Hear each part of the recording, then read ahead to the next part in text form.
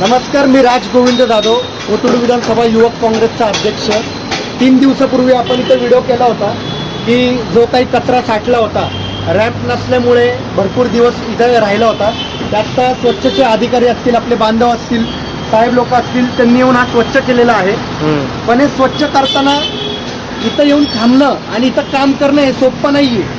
हा कचरा उचलणं, या कचऱ्याचा वास घेणं, हा आपण केलेला कचरा आहे, नागरिकांनी केलेला कचरा आहे, ह्याचा वास घेणं, हा स्वच्छ करणं हे बिलकुल सोपं नाही आहे.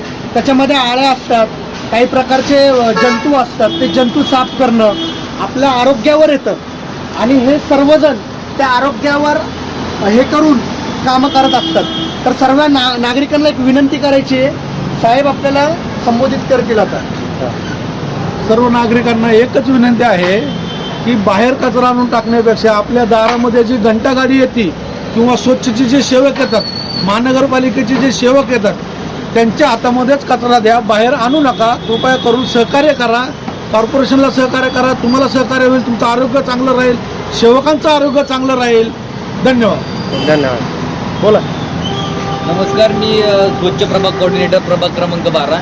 हा जो पॉईंट जो आहे, हा नागरिक रात्रीच्या वेळेस इथून कचरा टाकतात, उद्धटपणे बोलतात, आमच्या सेवकांना पण त्रास होतो. आम्ही बरेचसे प्रयत्न केलेत.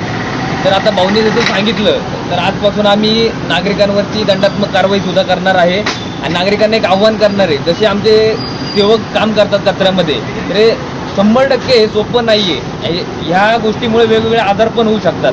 आमचा जीव आम्ही धोक्यात घालून हा पूर्ण कचरा उचलतोय. तर एक नम्र विनंती नागरिकांना की तुम्ही बाहेर कुठल्याही प्रकारे कचरा टाकायला येऊ नका.